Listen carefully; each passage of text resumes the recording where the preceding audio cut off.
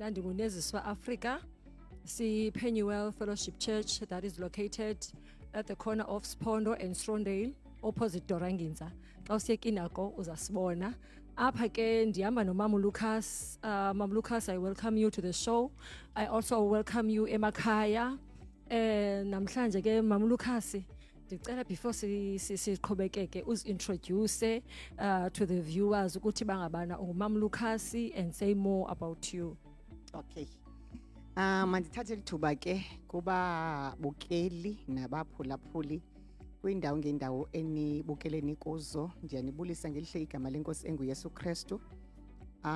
Ndivumeleni ndithi this is the day that the Lord has made for us to rejoice and be glad in it. Phambi kuba ke ndiqhubekeke nokuzazisa.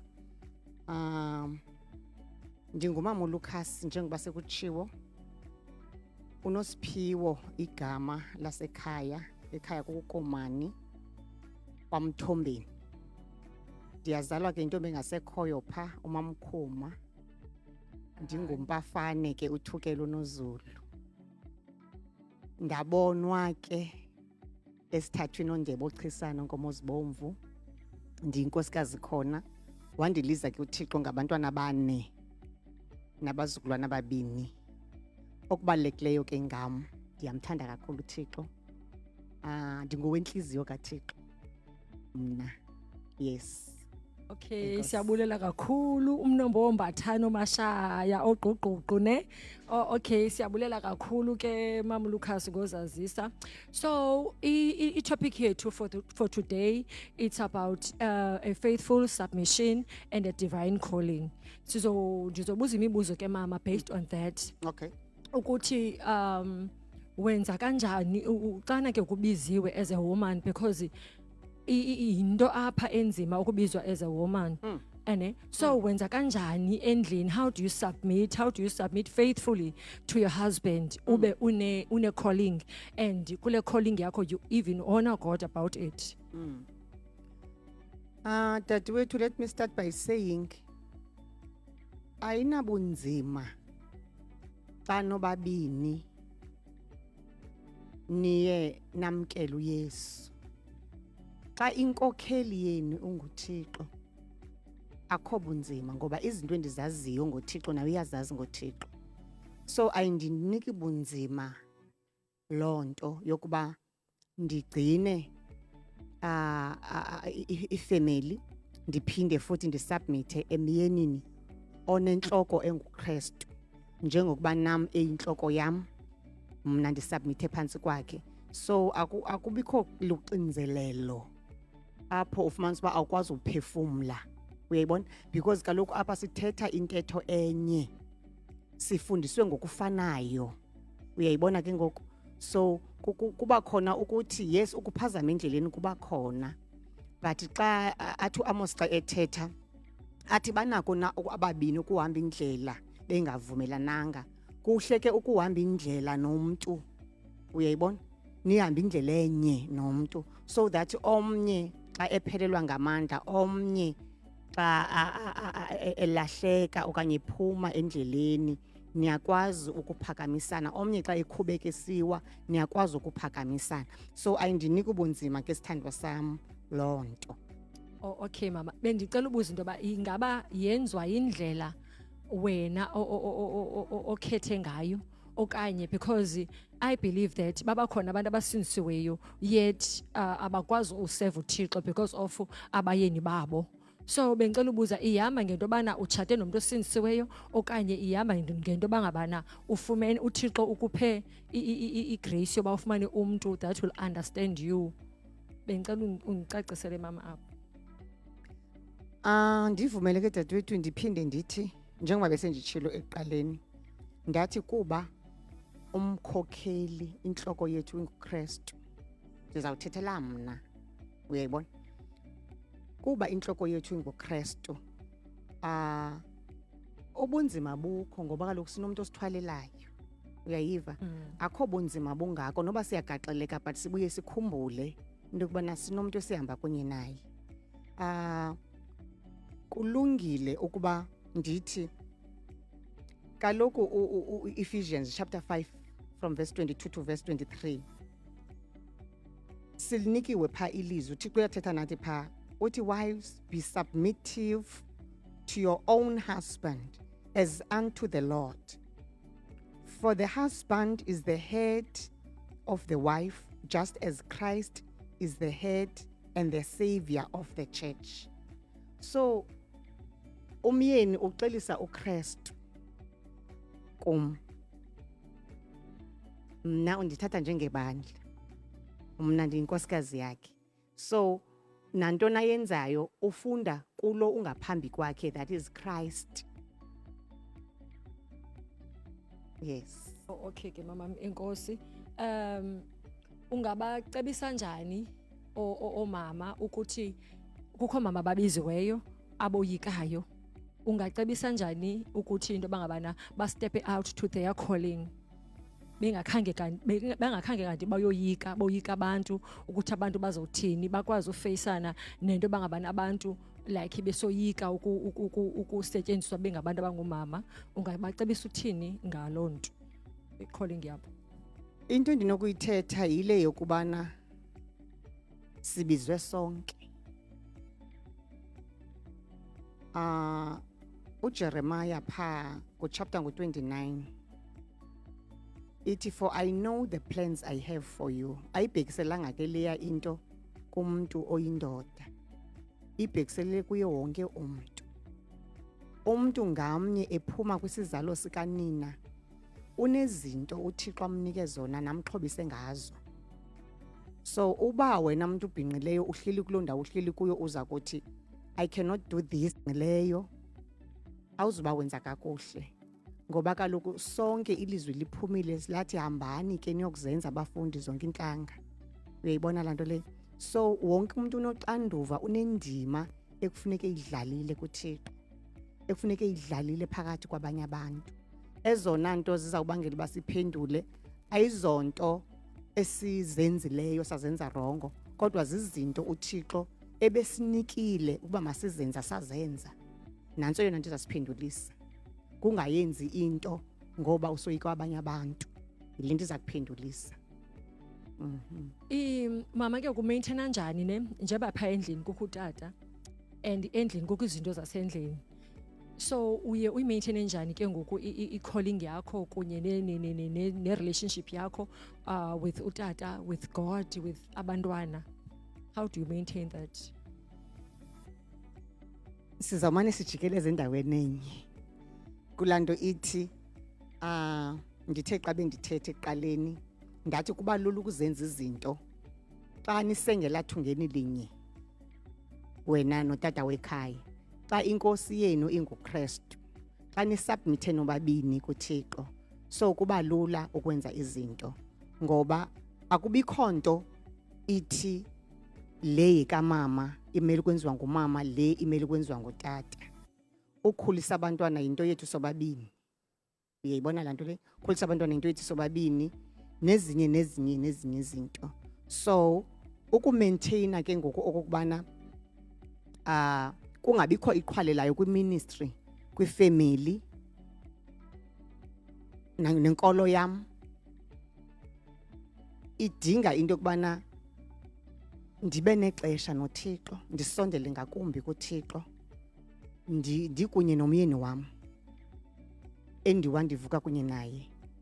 Ithi loo nto leyo ngezinto esigquduza nendigquduza kuzo ukhona to ukubona into yokubana sithandwa sam le into iyasilela, ndicinga uba isilela because of you focused here. Naye une-role ayidlalayo ebomini bam, as njengoba ndibiziwe njengoThixo ndingafuni ifamily iwe ngenxa yokuba ndizawuthi no ndimama. Kaloku ibandla liqala ekhaya, uyayibona laa nto le? Ibandla liqala ekhaya, so kufuneke le nto ndiyenze apha ekhaya, funeke le nto ndiyipractice apha ekhaya, ukuphila kakuhle nokufundisa abantwana ukuphila kakuhle funeke ndiqale apha kwaba bendlu khona ukuze ndikwazi ubheka ngaphambili. Enye into ke endiyifundileyo into yokubana abantu abamameli kakhulu into oyithethayo, benza into yenzayo. Yes, benza into yenzayo abantu. So if I practice it, abantu bazakwenza lento nam ndiyenzayo. Abazukwanela ukuthatha into endithethayo ndibe ndingayenzi. Kubabukeli bethu, if kukho umuntu onombuzo singathanda kakhulu ukuthi nanku umama apha simziselwe nguThixo ukuthi sizokwazi ukukhululeka singabantu. Mhlambi you are at home and kudala uzibuza into bangabana ndizawuyenza njani lento. Umama is here to help you ukuthi nansi indlela kwenziwa ngohlobo. So ukuba unombuzo sicela ubuze phayana emakhaya ukuze umama ngoku elapha akwazi ukuphendula. Umama umenshine into bana yonke into iqala ekhaya. Yes. And ndafumana into bangabana xana umuntu ebiziwe uye azimele ngobizo. Yethu uThixo uyijongile into ba ubatrita njani na abantu endlini. Nasekuhlaleni wenza njani. So njengoba ubiziwe ke kumama ne kubakho amaxesha uma sibangabana ekuhlaleni kukho into kuphinde kube khona lento kaThixo uye ke ngokufikelele njani because uThixo ufuna uThixo sikwazi uye ebantwini sisondele ebantwini lento asibizele yona ufuna sinike abantu. So uye wenze njani ke ngoku nasekuhlaleni ube ke kufuneke usevile na in the house of God. Okay Sithando. Okokuqala kwindawo yonke endihlala kuyo. Xa ndisithi ke kwindawo yonke endihlala kuyo ndiphile ubomi bohambe ndirenta ixesha elide. So kwindawo yonke endihlala kuyo abantu kufuneke bandazi uba ndenza ntoni andenzi ntoni. Ndiyazazisa. So that ndingalindeleki kwizinto ezithile. Yonke lento ndiyenza ngothando. So ekuhlaleni ndiya kwinto ezithile. Izinto ezingazoyigcibha inkolo yam. Eyona nto ndinesileyo apha inkolo yam. Andenzi ngoba abantu besenza, andenzi ngoba abahlali nabantu bokuhlala besenza nabanye amanina esenza, kodwa ndiprotect inkolo yam. Yonke ke lento ndiyenza ngothando. Na njengomama uLucas ke ndingumuntu oshumayelayo. Andanele ukushumayela ebandleni, ndiyashumayela ekuhlaleni, ndiyashumayela ezikliniki. Kusasa phambi koba kuqalwe ndihlanganisa abantu bezile senza umthandazo. Ndiyaya nakwasasa ndihambe ndiyokushumayela xa ndilifumana elo thuba. Kunjalo ke Sithando. Okay, umama uthi bana uyaya ekuhlaleni kwizinto azingazogcibha inkolo yakhe. Ayitshintshi ayinithi siba mawutshintshe inkolo yakhe. And xana abantu bekubona uba umile kulento it's easy for them ukuza kuwe bakubone because yazi abantu ngoku bengasindiswanga mama bayazazi izinto ezifunwa nguThixo. So ixesha lilonke bakujongile into bana uzawuza na apha uzothini na apha. So ndiyabulela kakhulu that you don't compromise xana ubiziwe nguThixo. And ke ngoku utreat abantu kakuhle, batrita ngothando as you have said that utreat abantu ngothando. So siyabulela kakhulu ke mama ngelanto ngempendulo yakho. Njeba ke kumama ne usithi ungumama utshatile like unayo ke ngoku xa utshatile which kusho ukuthi utshate nomyeni onefamily yakhe. So kula family ke ngoku ne njeba ke ubiziwe kula family xa ufuneka kwizinto zala family uye wenze njani na because mhlamba yena omnye umuntu akakwazi uyoyika yabo laa nto yokuthi usubmitha kwinto ezinjani na. Usubmit only to your husband. Yes, you submit to your husband but nakwala cala ujongiwe. So wenza njani ke ngoku kwala cala loba ngabana kuthiwa makavele makaze sifuna umbona unkosikazi kabani. Wenza njani ke kuthu kwifamily yakho kulo myeni because I think it's another challenge into bana simgadile nje besindisiwe uzayenza njani apha. So uye wenze njani to ukuzisa peace. Okay.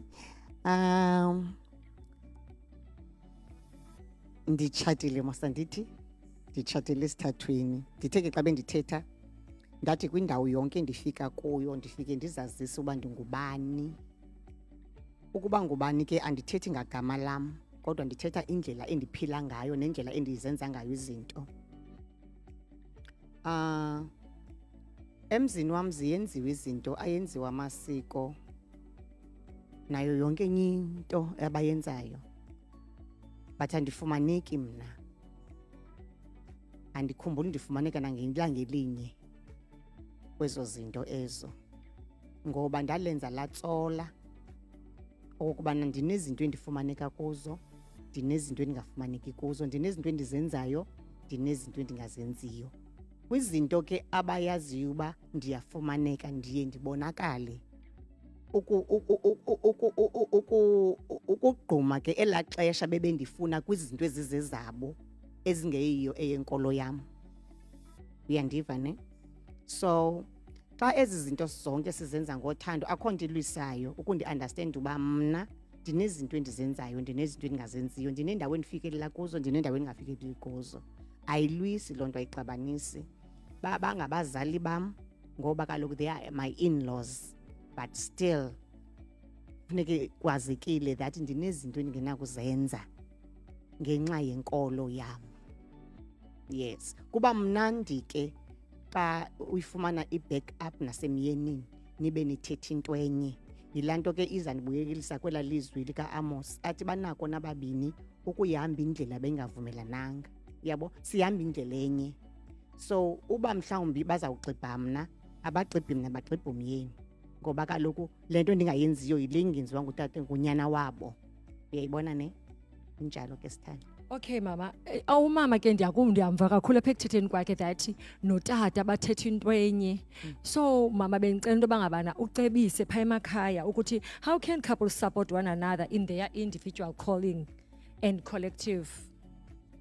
Ucebise phaa because ndiyakuva mama into bana utata ulapha ecam kwakho nenza into enye. Ndicela ucebise phaa ekhaya ukuthi bangasupportana njani kwi-callings zabo. Okay. Iqala phaa qala kulaa misetyenzana ingacacanga yaphaa ekhaya. Iyandisebenzela ke mna ke laa nto yokubana ndithanda ukusebenza kufutshane notata ekhaya. Yes, andizazi zonke ezinye izinto azenzayo like imisebenzi yezandla. Umyeni wami is very handy. Uyayibona? Uyaphatha, uyalungisa, wena TV, wena microwave, wena ketile, wena iron. Uyayiva? Usegadini ophi. La misebenzana ingacacanga ilikusondeza kakhulu emyenini wakho. Kulela xesha ke ngokufumana ixesha lokuphokoza ezinye izinto. Uyayibona laa nto le? Lokuthetha ezinye izinto. Uyayibona? Kuphaye ekusebenzeni, kuphaye ekuqukezeni. Ngelaa xesha emani sithi khawundiphe apha esaspekire sithandwa, khawundiphe apha esascrewdriver sithandwa. Uyayibona laa nto le? Kulela xesha achebinga, mna ndilandela emva kwakhe ndiqokelela ngca.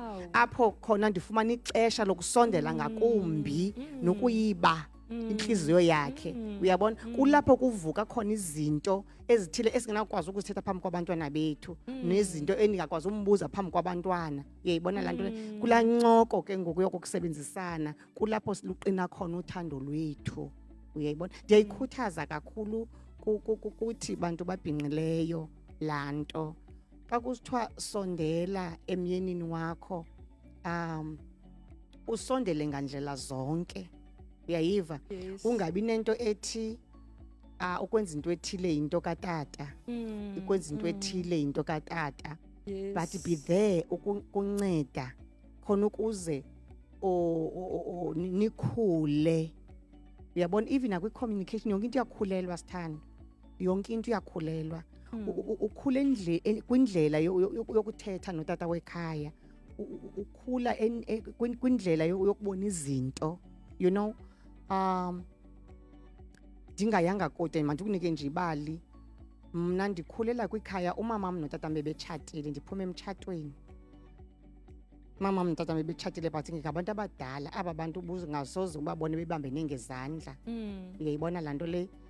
But uyayazi nje uba batshatile bayathandana. Kodwa xa unofika ungathi lo mama uyazihambela, lo tata uyazihambela. My father was very abusive ngandlela zonke.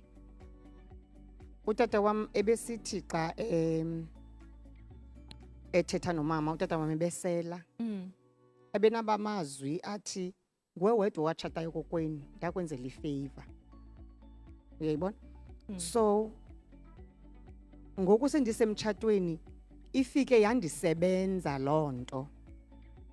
lanto ithi ndifike ndalwa imfazwe kamama emtshatweni wam. Bendimjonga ngamehlo amabi umyeni wam, ndikhangela ilizwi nje lingathi angabhuda. Ngoba kaloku ndinalanto yokubana utata ebethetha ngolhlobo kumama, utata ebesenza ngolhlobo kumama, uyayibona? So ndingena emtshatweni very defensive. Into yobana jonga. Hayi. Funeka wabala amazwi akhe. Uyayibona sisi? So yeah, izinto esikhule zisenziwa phambi kwethu ngelinye ixesha akhange sizithathele ngqalelo ukuba zingenza umonakalo omkhulu. Sesikhulile sesemitshato nqondo ngoku utshini ithiza wam. Mana kusaphili mina ngoku apha. Ndiphilela umama wam kulomtshato.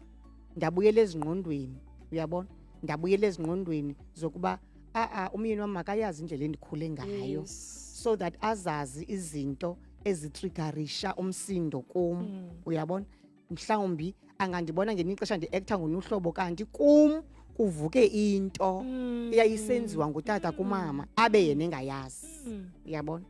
So it is key ke sithanda sami i-communication emtshatweni kakhulu. Okay, inkosi kakhulu. Nyani ke azazi into zethu, i-trauma zethu ze-past funeke sizijongile because ziye nyani zingene emtshatweni because nam ziba khona izinto endiqoba not this. Ufuna ungena ngeshori yakho, but apha uThixo unendlela yakhe yo-build umtshato, and Thixo is aware that ukhule ngolhlobo. But ke ngoku apha like uthetha kamnandi mama kusithi waqoma umisa ingqondo because yayibona bayizaba ingozi le awungibhoza ungomamakho nomyeni wakhe akangotata wakho. So ndiyathemba into yoba ngabana emakhaya nivile and niyayithatha ndithilo ngumama into yoba misa ingqondo, and akho nto ibalulekileyo ingathi kukumisa ingqondo uziqonde ufikele kuziqonqo apha ngoku mna ndisempini. Sinombuzo ke mama ekhaya from kuSamson Asiphe uthi ba, how do you balance having a healthy marriage and being full-time minister? Umbuzo wokuqala. Me too. Uthi bana, how do you balance having a healthy marriage and being full-time minister?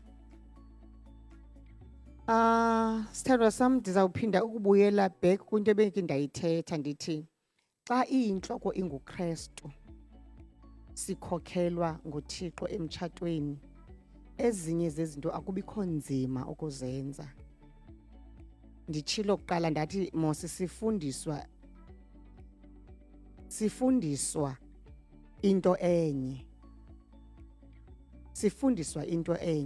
Into efundiswa mna yinto efundiswa utata ekhaya because kaloku sikobu buhlanti bunye, uyayiva ne?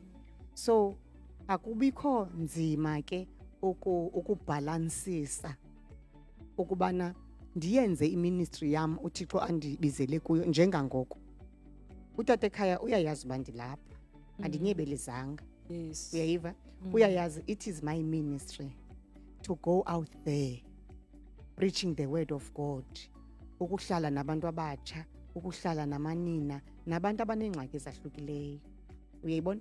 So kwinto yonke uyazama into yobana mandifikelele, mandiyenze lento uThixo andibizele ukuba mandiyenze. Uyandincedisa nkalo zonke zobomi. Uyandincedisa ngomthandazo. Uyandincedisa financially nangezinye nje izinto. Uyayiva sithanda? Ukusuka ekhaya kuza apha utata ekhaya. Yes. The dress that I'm wearing ngexesha bendisenza ezinye izinto uthi sithu ithi uba akufuneka ndilimisishile elaa xesha mandibe ndikuayinela sithanda. Uyayiva ne? So udlala indima because kaloku undim ndinguye. Xa kuthethwa ngam kuthethwa ngaye, xa kuthethwa ngaye kuthethwa ngam. Yes. Wow. Mama, this is a healthy marriage ohlobo uthetha ngalo. Bengicela ubuze into bangabana kuvele kwanje okanye like nisuke nafundisana nazofikelela kule ndawo yoba uyakubona utata into bangabana ubusy, because I think zezinye zezinto nyani ezibangela uba zibe yi-challenge into yobana funeka uzirizele wedwa ne. So kuvele kwanje masithi omnye umuntu ongumama apha endlini she's going through ukungasebenzisani. So nifundisene ube kanti nifikelele kule ndawo okanye omnye umuntu uze enjalo yavele yadibana na. Okay. Mandithi ke sithandwa xa ndiphendula lo mbuzo. Akho nto ufika seyiready.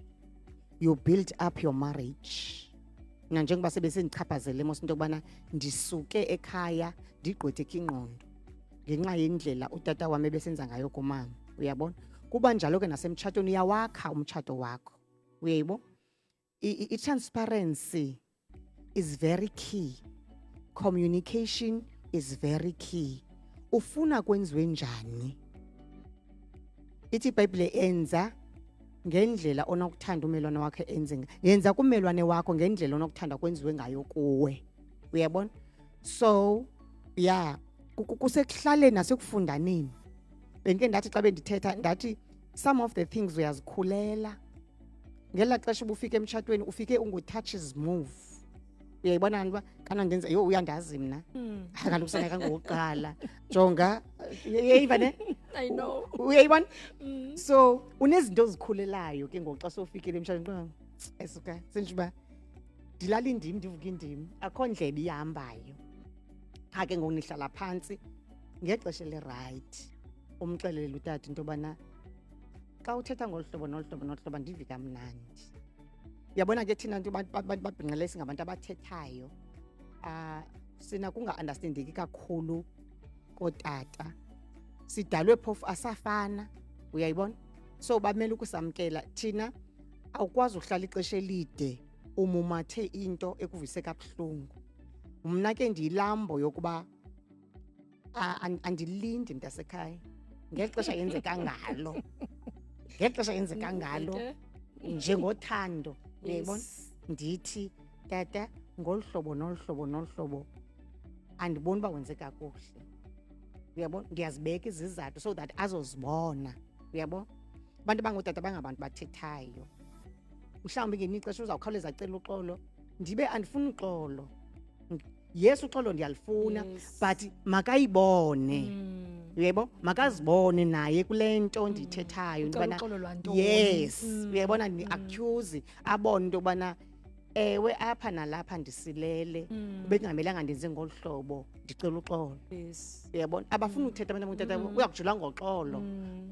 Uxolo ko aluncedi umuntu xa izawuphinda ayiphinde ithi lonto mose khangafunde khangabone ngela xesha. Uyibona ukhawuleze wakujula ngoxolo. Yebo? So yes ndingumuntu othethayo. I'm very vocal mna. Lenye into ke ndisebenzelayo sithanda iyanginceda kakhulu. Andiyiginyi ingaginyisi. Andisijayiveli isidinci esingajayivisi.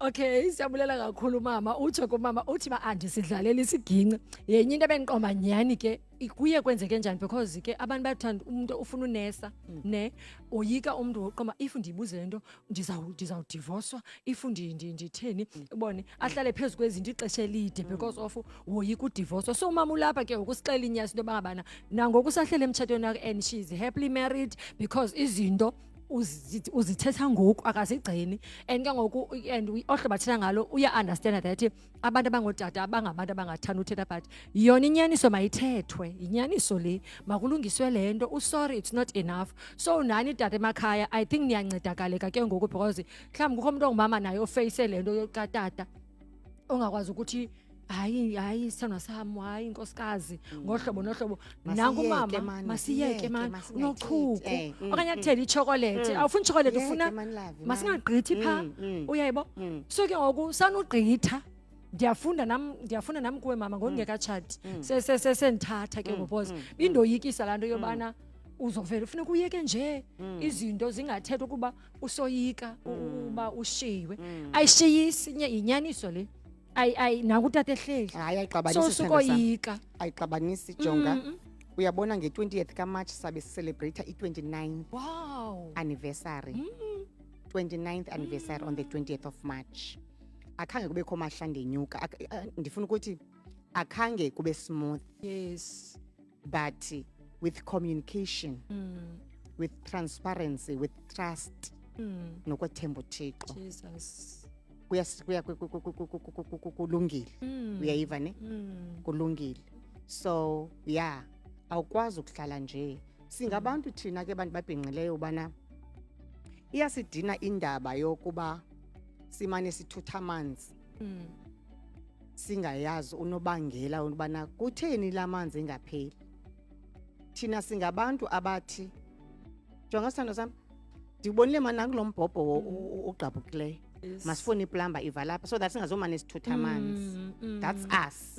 Asi understandwa ke ngomama abadala bathi singonokhontoni kanti sifuna ukuqonda thina the source of the problem, sidilishane ne source of the problem, sahlukane nayo. Uyayibona sithi apha laa nto ithi mhlawumbi otata ufike umuntu esithi hayi love into yobangela uba ndingakwazi uzolala endlini ndenza umzekelo zange ndayifumana hayi zange ndayifumana Praise God. andikwazanga zokufika endlini sithandwa samo lagqabhuka itayari lemoto kwanti hayi ke andithethi ngefowuni ibiseyiflat kudala yona akugqithi namntu ke apha uyayibona laa nto leyo. Thina ke mama sithi xa sithetha sithi okay ke sithandwa sam ndiyakuva kuzawufuneka ke laa mali besibekele into ethile sithenge itayari lemoto so that ingaphindi igqabhuke itayari lemoto. Uyayibona laa nto leyo. Singabantu thina abafuna sijonge enye into ezayo uba ngomso uzawuthi kutheni. Uyayibona ngoba lo xa ndiza kubuza uba awacinga noba ke lavi ufowunele utakabani azokukhawulela hayi biseyiflat kudala yona ibhetri kaloku le bhetri le fowuni ilindinike ii-problems masitshintshe nefowuni so that uzokwazi ufumana uncedo ngexesha efuneka ufumane ngalo uncedo. Uyayibona so singabo bantu thina abagqoduzayo ekubeni into asiyibukeli ide iphihlike sithwale izandla sicinga msinyane. Okay masenzele la mali yezitena besiyibekile sisizakwenza kwakha ngayo sakwandisa ngayo sakwenza iroom kabani masiyeke sithandwa sami masikhawuleze sifumane itayari kuba iyacaca uba usizawuba sengxakini enkulu ngenye imini umvalile ke ngokumfumene. Amen. Amen mama. uSamson asiphe ke mama uyabuza umbuzo wesibini from kuye uthi where do you draw a line for ministry when you're at home between rendering marital duties and attending responsibilities or duties relating to ministry which needs your attention while you're at home?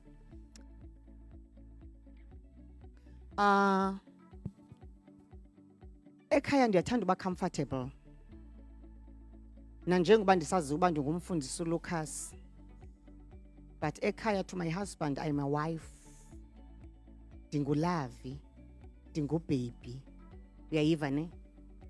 And ke ngoku apha sikhulisa abantwana ekufuneke bayifikelelekile kumama wabo babe nezinto ezithi xa zibaxakile bakwazi ukusondela kumama bengasondeli kumfundisi ke ngoku. Uyayiva ne?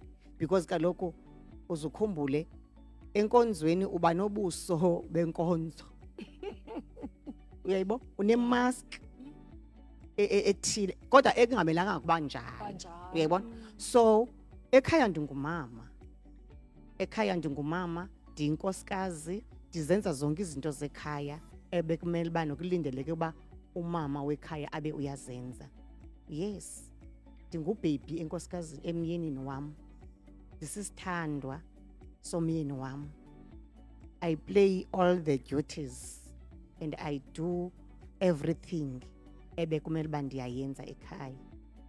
Yes. Wow. Awuzimeli nge-calling. No. No, andinayo uhapha kuku xa ndisekhaya. Ngakumbi ke xa sipha kwelaa gumbi lingasentla. Phaa esililini. Yes. Yes. Phaa bedroom. Yes. Our bedroom is not a boardroom. Yes. Phaya akubikho mama umfundisi notata umfundisi. Asitulelani ingoma zawuphakama phaa. Yes. Senza indima nenkonzo yaphaya elindelekileyo kubantu abatshatileyo. Asina pastor's wife phaya. Sinodululu nolafi nothambo lam leKentucky. Amen. Mama uthumela highly favored umyaleni ucela uthi ndicela mama usiphe lendlela to address the issues or anger in marriage because kuthiwa omama bayashoutisa xa bethetha. Okay. indibuyisela umva ke kulanto bendithe ngelinye ixesha izinto esizenzayo emitshatweni yethu zizinto esiphume nazo emakhayeni ethu without us knowing ngelinye ixesha. Uyayiva ne? Ngoba umamakho ebesiqhuba ngolhlobo kutatakho uyibone inhle wena lonto leyo. Ngelinye ixesha ke nangenxa yezinto ogaxeleke kuzo phambi kuba uzodibana nalomyeni uzukhumbule umtshato ngamnye it's unique. Umtshato ngamnye it's unique. Nomuntu akafani nomnye umuntu. Uba uphetheke kakubi kumuntu ongaphambili sumfanisa nalo umuntu. Ukuba ubuke wachata ngaphambili waphatheka kakubi sufanisa lamtshato nalona umtshato. Ndiza kuthi ke sithandwa sami kulento bendiyithetha ndisithi umama umtata bebetshatile ndi-product yomtshato but ngendlela bebehlelisene ngayo ubungenakutsho babatshatile but loo nto leyo khange indenze ndiwoyika umtshato. Akhange indenze ndiwoyika umtshato ngoba ndaziyele lo umtshato ngowabo. Mna noSiphiwo Igaqa ndizawukhula and ndizawufumana umyeni. Mamela ke kwenzeke ntoni ekukhuleni kwam ngenxa yemeko mos umntana wonke oyintombazana ukhulu nebhongo neqhaya uyazi ubana uzawutshata ngenye imini. Ndikhula ke ndingumuntu okungenelo nobuhle. I was a modeler. So bendisithi ke xa ndithetha xa kumhla ndatshata mna ndaze nditshata ihunk umfo omde onezeso othenteni you name zonke ezi zinto uyayibona laa nto le nditshoyo ndithethiswa bubuntwana uyabona. Uyazizobela. Yes bendizizobela. Ndithe ndakukhula ndabona indlela utata enza ngayo kumama yatshintsha indlela endimfuna ngayo umyeni. Ndathi Thixo mhla undiliza undipha umyeni uzindiphe umyeni oyakuze andixabise andithande ngoba kaloku ndabona indlela utata besenza ngayo kumama. Laa nto yobana ngelaa xesha bendikhula ndisithi ndifuna ihanku yomyeni umuntu obhinqela apha esifubeni omhle onemastatshi onezinye legolide yaphela yonke loo nto. Ndathi Thixo ubuhle ibe yibhonasi. Ndathi izinto anazo ibe yibhonasi. Kanti kuqala bendisithi undiphe usomashishini undiphe this and that and that. Uyayiva ne? So ndithenda ukukhula ngoku ndayazi okwenene into yokubana unganazo ezi zinto unganayo lo myeni uyihank umhle xa ethandwe nguzawuthandwa nangomnye umuntu. Akusosona ukufuna umuntu omhle. Uyayiva ne? But iba nendlela ozoba ngayo lento uyifunayo. Uyabona noyipresenta ngayo kuThixo. And indeed uThixo undenzele ngoba I am a princess. I am a princess. Ndiyathandwa ngomyeni wami. Ndiyathandwa ngomyeni wami. I am happily married. Abantu ke xa usithi you are happily married baye bacinge into yobana uhlalaphi unantoni uhamba ngantoni ezi zinto bazinxumanise neli gama lithi happily married kanti azidibenanga naloo nto. Ukuhlala ngokubumnandi emtshatweni abudibenanga nezinto nazo nendawo ohlala kuyo nento oyiqhubayo nemali edike ebhankini. No, I am happily married ndisithi umqa wendlu yam. Jonga uhleka kamandi xa sijongene nalatata simane sincumana siwinkelana siqonda uba unomgrave umncinci kodwa ke siyaginya siqhuba phambili sibheka phambili because sonele into esinayo kwaye izisuthando nayo yonke lento siyenza sobabili. Okay, wow mama ngasithitho kokoko sinikwe another 2 hours ndiva kamnandi. So ke kumama ne xa uaddressa ke kwezi zinto because umama uyabuza ubana uyiaddressa njani ke kule ngxaki ukho le ngxaki ke ngoku xa uthetha mosikukho sidalwe ngokudalwa ndiyava wena ba ngohlobo uthetha ngalo ne ezinye izinto awuzivumeli but ndiyakubona ndiyakusensa that unazo indlela ziyozibeka uyabo which nam ndifune ndifundile kuyo because mna ndingumuntu ogadlelayo ne. So inoba umama naye phendlini uzama laa nto yobana hayi kaloku baby bekutheni kuze ucace into yoba uyamthobela lo myeni. So indlela othetha yoku-address i-issues wenza njani ukuze kuvisiswane apha endlini? Okay, into endinokuyithetha ke sithandwa sami into yokubana when you are connected to God some of the things, in fact nayo yonke into uThixo uyakuguide, uyabo, and uThixo kunika ubulumko ekubeni uthetha nini, wenza nini, uyayiva ne, awenzi njena kanjani, ulinda ixesha elililo. Ixesha elililo liliphi? Ixesha elililo kulapho istorm sisezantsi lokuthetha ngolu hlobo ufuna ukuthetha ngalo nokuyi-addressa le meko ingakuvisi kamnandi, uyayiva ne. So uThixo will always ekunika the opportunity yokuba uyiveze lento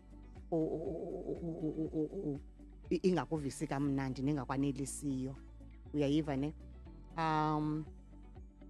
Umzekelo ngokuba uba sijonga phaa kwincwadi kokumkani besibini kuchapter ngo-4, ibali phaa lingomshumanikazi, the Shunammite woman, ethi iBhayibhile lo mfazi njengequkeza nje apha endlini esenza izinto zekhaya uye wabona indoda kaThixo idlula. Akaqala ukuyibona le ndoda kaThixo idlula, but this time around uye emyenini wakhe.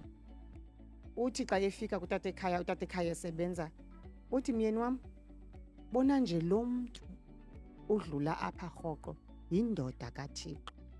Ndivumele ke sithandwa sam ndithi kuqala, awusoze ukuba ne-discerning spirit ungenayo Thixo, ngoba kuqala le woman ibe nomoya kaThixo yakwazi ukwahlula. Iya emyenini wakhe uthi, tata ndiyacela mani, uyasibonisa isi-aram somntu kaThixo umane ezula apha, kuyacaca buyashumayela, ikhona into ayenza intlapha ngoba umane egqitha apha ephethe iBhayibhile. Ndiyacela mani sithandwa sam, how about ke simcele eza apha ekhaya afumane amanzi ashushu, afumane amanzi avasa inyawo, afumane noko indawo efudumaleyo, ahlala apha ekhaya, aphinde athabathiswe ngohambo kodwa eke walapha ekhaya. Uyayibona lana? So uba nendlela yokuyipresenta nayo yonke le nto. uThixo uyakunika ikroba nethuba lokuba uyithethe le nto ungoyiki, uyayiva ne, but ngendlela ephansi. And if you read that scripture, indoda yavumelana, jonga kangangendlela ibonakalisa umoya wawuphansi walomama approacha umyeni wakhe ngenye indoda. Ngoba kaloku in our days senje uba ndifike emyenini wam sisithi kukho lo bhuti umane edlula ke live, ndiyacela mani uzawuthi kuqala yewethu ubhuti ebetheni umoya engantoni, and so umane undibalela nje umane egqitha yintoni nawe naye, yintoni ekuwarishayo, uyayiva ne. But uze ngomoya omhle wathi sisicaka sikaThixo, how about ke simakhele igumbi. Uyayibona laa nto nditshoyo, ke simakhele igumbi, amane siza apha ekhaya, uzawufikela kweli gumbi simncede simzisele izinto kweli gumbi, uyabona. So ya awukwazi ke uba nobulumke ungekho kuThixo, ngoba kaloku ubulumko bunguThixo, ubulumko bufumaneka kuThixo. Yile nto ke iBhayibhile isithi ufikile ke uThixo wasinika ingqondo. Ingqondo ke esifumene yile yokwahlula, yokwenza izinto ngexesha lokwenziwa kwazo, ungatyhulubezi nje wenze nje nakanjani. So ne-communication and njengoba uthetha nje ndivelelwa ngulo mama, khangaqale aye kule ndoda idlula ngendlela, iqale kutata, so that if utata akavumanga angadisappointi laa mntu, because ikhona nalaa nto umntu ayifostele into akakathethi apha endlini, uza nento and ibonwa nguye yedwa, uyibona right uba mayenziwe, aze nayo apha endlini. Yes, inoThixo phakathi, but ke ngoku qala apha endlini because uThixo uyawuhlonipha umtshato, uyabo. So like akho need uba umntu abe nalaa nto amisuse igama likaThixo athi umntu inoThixo phakathi, uzayenza. Funeka uqala apha endlini uchaze, and ke ngoku xana nje as uyithetha ndibona netrust kulo tata. Funeka ube ngunkosikazi othembakala, because noba ungayiqala uyithethe apha endlini le nto, uba uyajonga umyeni aqa uyitrouble, ngoku indoda kaThixo le andinawuze kanye kulamazwi Ndizisapha. owathethayo dadi wethu uyayazi uba uyaqhubekeka uyalifunda elilizwi kulanto ithi thina abantu babhinqileyo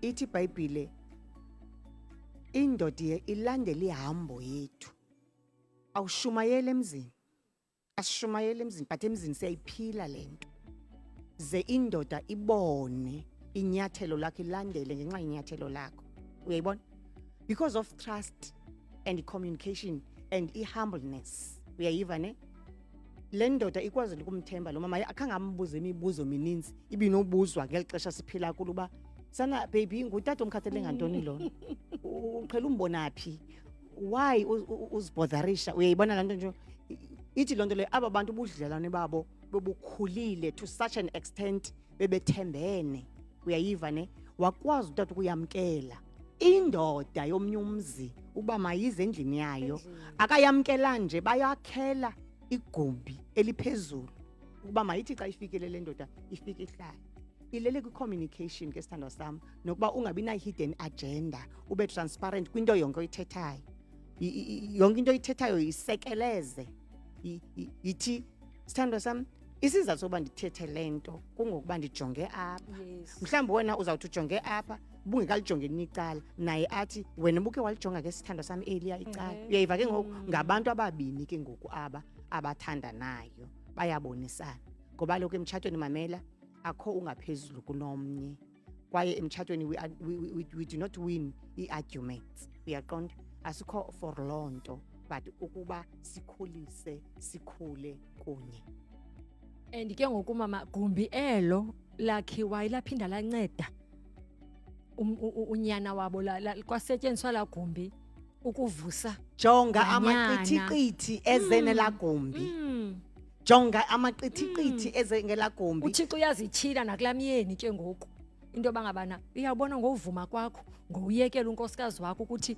enze lento ndimbizele yona into bana kukho izinto ezivelayo ithi lonto dadewethu uThixo ekhaya uza ngomama ukuba ungumama ongamisi into endlini yakho sukulindela izinto zihambe kakuhle ngoba ngumama obaneliso eligqobhozayo labona ukuba nansi indoda kaThixo kanti ungenisa uThixo endlini yanguThixo obonayo uba ukhona undonakela lapha zikhona izinto ezishotayo apha bafumana amaqithiqithi ngenxa yesigqibo nento ebonwe ngumama uyayibona lanto le so nyani ke xa ungumama ongamisi into manje awukwazi ukuthi ebantwaneni kutheni ningakhonzi kuSunday ube wena uhleli phansi uyayibona awukwazi kufuneke ube ngumama oyikhokhelayo yonke lento abantwana mababone kuwe yo thethe kamnandi mama I think ndine experience yomtshato ndingekangeni like ndiyabona ndiyafundiseka ndiyafunda kule nto uyithethayo into bangabana umuntu ongumama akanawuze ayakhe indlu yakhe engenayo uThixo because itsho neBhayibhile ithi bangabana ufumaniseke ebulaleka so uyabulaleka and uThixo ungumntu ocebisa uyacebisa uThixo noma sometimes wena uyafuna into uyithetha mama into bana uThixo uyakunika indlela nexesha loku addressa into uyabo sometimes uxathi yiyeke yidila nayo ngohlobo mhlawumbe uThixo mbothenga ichocolate mhlawumbe ndizumzekelo so kubalulekile into bangabana ummamela uThixo umreporte because God is concerned about anything yobomi bethu akho nto uzothi le ndayisa le ukubona ubuye nayo so ekuthetheni kwakho ndiyava because this woman ke ukothetha ngayo the Shumanite woman ithi ngokuxana ijebina lonyana wakhe ungaphilanga uyazazi where to go uyayazi baby khawume ngicela uma kancinci saqabelisa akafuna upha uyalazi ukholo lo myeni wakhe lungakanani because shuba bemxelela ba uyothini pha bezathi abengathi akasubmit abe yena eyazi into ba mina ndinethemba loba lo muntu bendinika unyana uzakwazi ukumvusa so kubalekile kakhulu kule nto ithethayo mama into bana kubalekile ba umuntu ongumama and ke ngoku awusokolisi ukwakha le ayisokolisi ukwakha le ndlu xana uyakha noThixo awubulaleki awubulaleki awubulaleki. So umama usiphendule kakhulu kamnandi kakhulu pha emakhaya. Uthi umama bangabana kubakho indlela yothetha. So we need into bangabana sifunde indlela yothetha nento ye character. I think indaba ye character abantu xana bebiziwe abafuni ukuyisebenza I character. Bacinga into bana I character like xa so uThixo ekunikile le ministry aqomba umuntu ya kanti you need to cultivate I character yakho so that izosebenzisana nolubizo lwakho. So ungacebisa njani endlini when it comes to I character ne ministry, because kaloku njengoba ubiziwe nje funeke awuzohamba ugrazula abantu bakaThixo and uzothi ndibiziwe okanye uThixo andithanda woyikisa abantu ngoThixo yethu bavisa kabuhlungu. So ungacebisa njani endlini ngendaba ye character kunye nobizo? Yo, I-character yenye into ke mntana sekhaya. Sixakiwe ngoku sixakene nabantu abangena character. Abayityisayo iteam. Uyayiva ne? Mna ndingumfundisi Lucas. Nditshate nomfundisi Lucas. Andingomfundisikazi kuba nditshate nomfundisi. Zizinto zimbini zohlukile. Ndingumfundisi by calling. Ungumfundisi naye koneni yakhe. Ndifuna ke kule nto ye character ukwenza elibalana lam ubungqina. In fact it was 2011 uThixo ethetha kunye nam ndithe ngosekhaya kuseKomani eQueenstown. uThixo ethetha nam ukuba mandiye eKomani ndiyovuselela. Yandihlala lento ukuba ithethwe kumos ayithethwanga emyenini wam and mna ndiyinkosikazi esubmithileyo. So ndiqala ngaphi kanene ukutata ekhaya ngoku ukuthi uThixo undibizi because kaloku nam ndingumfundisi. Uyayiva ne? But I-character ndayazi indawo endikuyo. Yandizinga dadewethu lento yokubana uThixo ethetha nam uba mandiye eKomani ndiyovuselela. Eleke ndisiya eKomani mhlambe emngcwabeni ndibuya ngaloo mini ndirongo because lento iqala ekuqaleni. Uba ndiyo-attend into eseKomani ekhaya iba ngathi ithethwa ngoku lento ndirongo andikwazi uyithetha kutata ekhaya lento. Uzukhumbule into yokubana uThixo wathetha kuAbraham Genesis chapter 12 wathi phuma endlini kayihlo uthethe endodeni. Amen. Inkosikazi yasubmita because indoda ithi uthi uThixo but ke ngoku mna ndiza ndiligaqa ndiyinkosikazi. Uyayiva ne? Yandizinga lento indiphethe kabuhlungu. uThixo wenza ikroba kulanto ke ndithi uThixo soloko eveza icebo lokuba lento uyidlulise lento uyiphake. Ndiyabhitya mani lento liyaqhubekeka ixesha ndiyabhitya ilento ayide yenzeke liyahamba ixesha. Umyeni wam njengoba besenditshila ungumuntu ohendi uphangela apha esibhedlele eDora. Kubakho amaxesha pha onesi bamphathise bamnike Lucas man uzukusijongele nansi iketile yami 1010 nansi ayini yami 1010. Uza ekhaya ngale mini uphethe le plastic. Ndiyamkhawulela ke kitchen uphethe iplastic kaShoprite. Ndicima izinto ezimnandi nanjengomuntu othanda into ezimnandi nofekethiswayo nguye. So ndimkhawulele kuqala kuba undiphathele ntoni lavi. Athi nawo lava ndiphathelanga nix man zezi ayini zabanesi aba babe bendilibazisa bathi mandijonge ezi ayini mandizingcibe mandenze list mandenze leya. Kanti abayazi bona nje bandibizelwa ngezi zinto. Kuthi umyeni wam kum uthi abayazi bona nje ba andibizelwa ngezi zinto. Ndaleke nam uba enda ubizelwa ngezi zinto kaloku wena sithando sami wena ubizela imiphefumulo yabantu.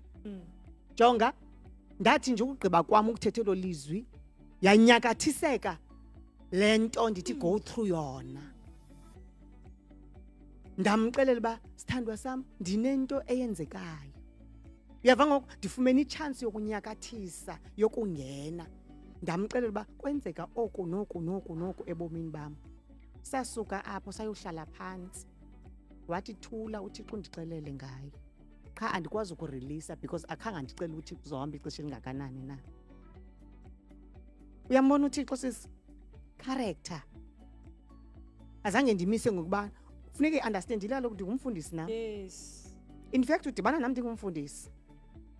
kodwa i-character yandenza into yokubana mandiyizise lento ngendlela and jonga uThixo uthini kuye.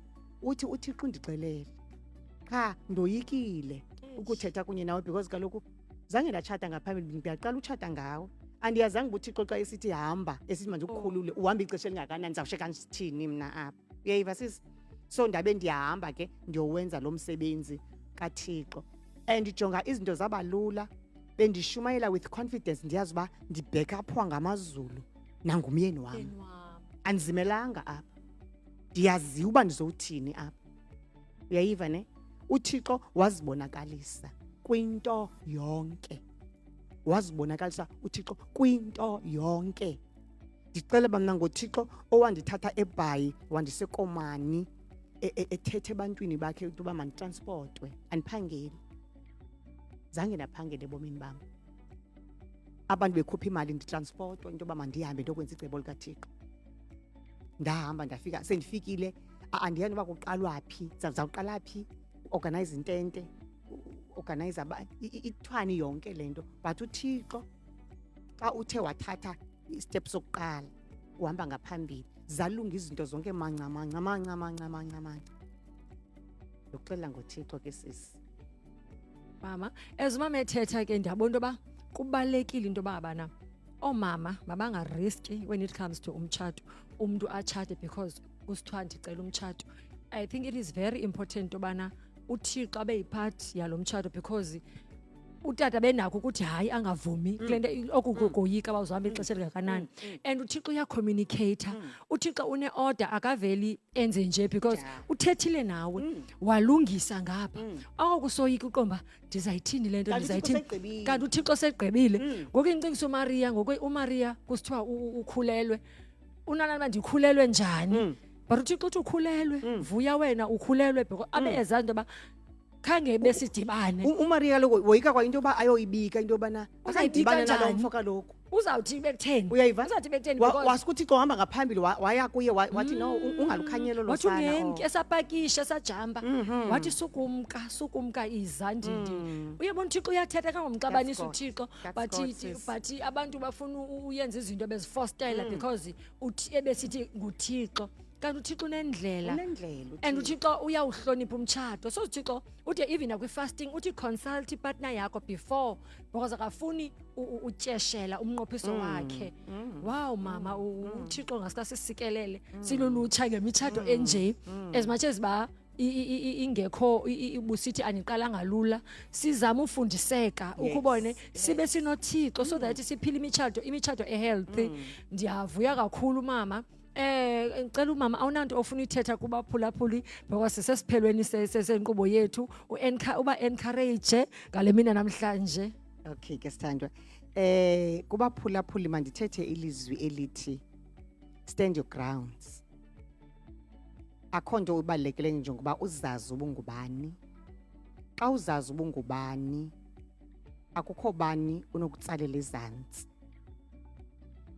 Nantoni kwaye oyenzayo uyenze with boldness and confidence, knowing that greater is he who is in you than the one who is in the world.